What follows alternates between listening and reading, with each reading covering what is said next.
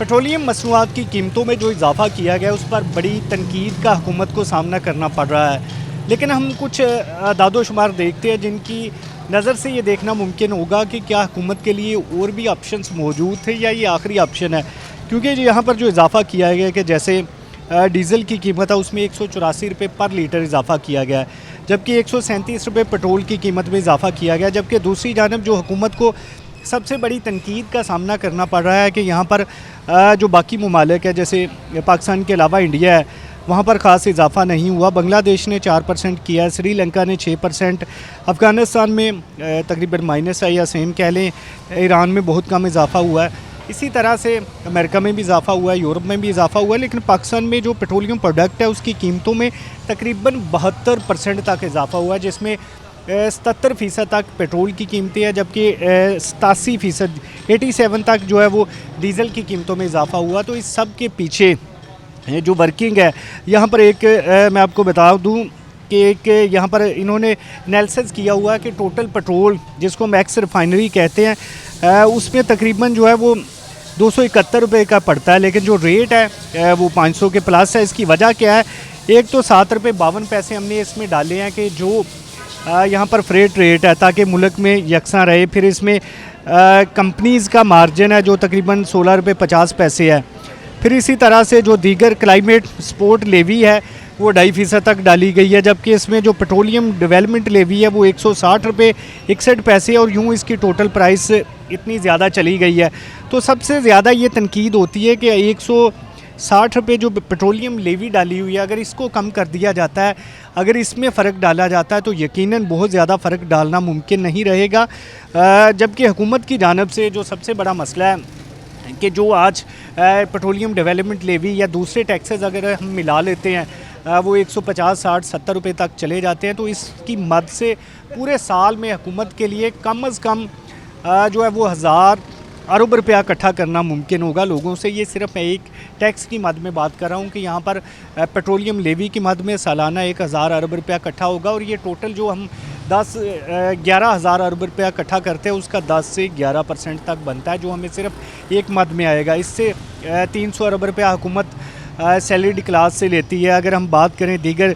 Sector की कि जहाँ पर मज़ीद टैक्सेस इकट्ठे होते हैं, तो हमारे पास जो शार्ट फॉल है वो पूरा करने के लिए जो रिटेलर्स हैं उनसे सिर्फ 26 अरब रुपया इकट्ठा होता है। 392 अरब रुपये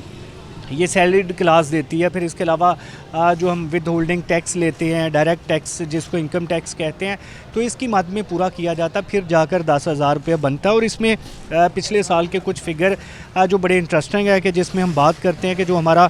इंडस्ट्रियल ग्रोथ रेट है वो 7% तक है, जो लार्ज स्केल मैन्युफैक्चरिंग इंडस्ट्री है वो 3% तक बढ़ी है, सर्विस हमारी जो ग्रोथ है वो 8% तक अबव गई है, जबकि जो हमारा FBR का ग्रोथ है वो 26% तक बढ़ा है, यानी कि पिछले साल में FBR ने 26% ज़्यादा टैक्स लिया। दूसरी जानब अगर हम इलेक्ट्रिसिटी पर देखते हैं तो ये सेल्स टैक्स 115% तक बढ़ा है। पहले 110 अरब रुपये इकट्ठे होते थे, पिछले साल 220 अरब रुपये इकट्ठे किए, और इस पर अब मज़ीद 18 से 20% इंक्रीज़ हुआ है। तो अब मुझे लग रहा है कि ये 300 अरब रुपया जो इलेक्ट्रिसिटी पर सेल्स टैक्स है महज उसकी मद में हुकूमत इकट्ठा करने का प्लान कर चुकी है, जो टोटल 10-11 हज़ार अरब रुपया IMF का टारगेट है।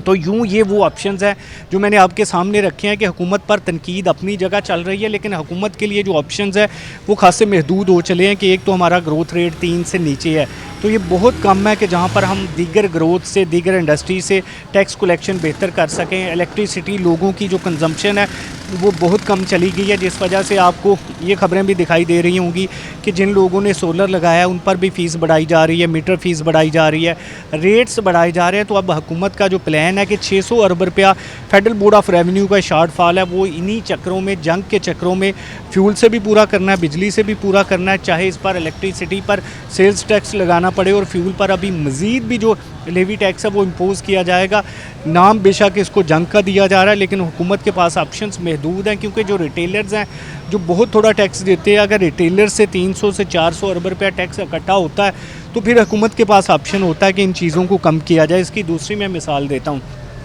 कोई भी शहर में प्रॉपर्टी का प्रोजेक्ट ओपन होता है तो वहाँ पर जितनी भी फाइलें हैं उसके नाम पर दुकानें या जो घर हैं प्लाट्स हैं वो बिकते चले जाते हैं, लेकिन हुकूमत को टैक्स तब इकट्ठा होता है जब आखिरी कस्टमर अपने नाम करवाता है, और वो बहुत कम केसों में होता है। गाड़ियों की सेल्स परचेज़, उसमें जब तक कोई भी बंदा अपने नाम एक्साइज ड्यूटी दे के नाम नहीं करवाता तब तक हुकूमत को टैक्स इकट्ठा नहीं होता और सारा फ़ायदा लोगों का होता जाता है। कचहरी बाज़ार में अगर मोबाइल 100 हाथों में बिकता है तो उसका हुकूमत को कोई फ़ायदा नहीं होता। तो ये रिटेलर्स की ब्लैक मेलिंग है, जिस वजह से सारा का सारा टैक्स का बोझ अवाम तक आता है। ताहम जो मुआशी माहरीन है जिनके मुताबिक जो 160 रुपये लेवी है, इसमें अगर कमी की जाती है तो हुकूमत इसमें रिलीफ दे देती है, लेकिन हुकूमती एंड पर ये बताया जा रहा है कि अगर इसमें रिलीफ दिया जाता है तो फिर उनका जो टोटल हुजम है जो इकट्ठा करना है 11,000 अरब के करीब जो IMF का टारगेट है, फिर IMF इस पर रोक लगा देगी। तो अब इससे आप अंदाज़ा कर लें कि हुकूमत मजबूर भी है, बज़ाहिर तनकीद का निशाना भी बनाया जा रहा है, लेकिन इसके अलावा कोई भी ऑप्शंस मौजूद नहीं है। शुक्रिया।